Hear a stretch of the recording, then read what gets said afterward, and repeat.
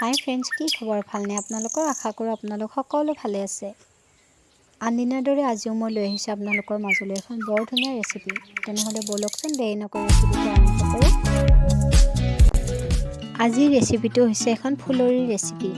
ফুলৰি বনাবৰ বাবে মই আদা নহৰু বটা আৰু কেইটামান জলকীয়া কুটি লৈছোঁ। পিঁয়াজ লৈছোঁ ৬-৭টামান আৰু পিঁয়াজকেইটা ভিডিঅ'টোত দেখুওৱাৰ ধৰণে কাটি ল'ব। প্ৰথমে পিঁয়াজটো মই ফালি লৈছোঁ আৰু আগৰ অংশটো পেলাই দিম, কাৰণ সেই অংশটো পেলাই নিদিলে পিঁয়াজবোৰ ভালদৰে ভাঙি যোৱাত অসুবিধা হ'ব। আৰু পিঁয়াজখিনি ধুনীয়াকৈ এনেকৈ দীঘলকৈ কাটি ল'ম।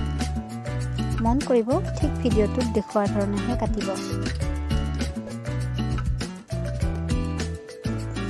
আৰু ঠিক পিঁয়াজখিনি এনেদৰে কাটি ল'ম আৰু তাৰ পাছত ভালদৰে মুঠি দিম। এনেকৈ মুঠি দিলে পিঁয়াজবিলাক এটুকুৰ এটুকুৰ হৈ যায় আৰু তেতিয়া ফুলৰিটো দেখাতো ধুনীয়া হয় আৰু খাবলৈও সুস্বাদু হয়। তাৰ পাছত দিছোঁ মই আদা নহৰু বটাখিনি আৰু জলকীয়া কুটাখিনি। তাৰ পাছত মই দিছোঁ পৰিমাণ অনুসৰি বেচন, আধা চামুচ জালুকৰ গুড়ি, আধা চামুচ জিৰা গুড়ি, আধা চামুচ কাশ্মীৰী ৰেড চিলি, আধা চামুচ দিছোঁ মই ধনিয়া পাউডাৰ, ৰংগুড়া আধা চামুচ আৰু সোৱাদ অনুসাৰে দিছোঁ নিমখ। মিঠাতেল 2 চামুচ দিছোঁ আৰু ঘৰতে খুন্দি লোৱা পিঠাগুড়ি দিছোঁ মই এমুঠি। আৰু তাৰ পাছত মিশ্ৰণখিনি ভালদৰে অলপ অলপকৈ পানী দি ভালদৰে মঠি ল'ম। ঠিক ভিডিঅ'টোত দেখুওৱা ধৰণে একেলগে পানী নিদিব।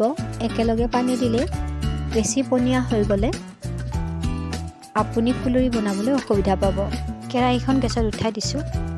এতিয়া দিছোঁ আৰু অলপ অলপকৈ মিশ্ৰণখিনি দি যাব।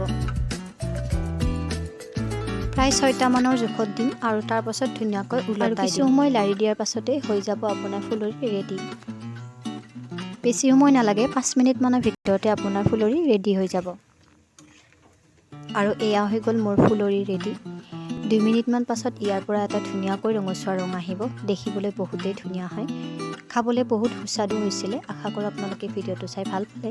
যদি এই ভিডিঅ'টো চাই ভাল পালে লাইক কমেণ্ট আৰু শ্বেয়াৰ কৰিবলৈ নাপাহৰিব। লগতে চেনেলটো ছাবস্ক্ৰাইব কৰি দিব, কাৰণ আপোনালোকৰ এটা লাইক কমেণ্ট ছাবস্ক্ৰাইবে মোক পুনৰবাৰ ভিডিঅ' বনাবলৈ বহুতো অনুপ্ৰাণিত কৰে।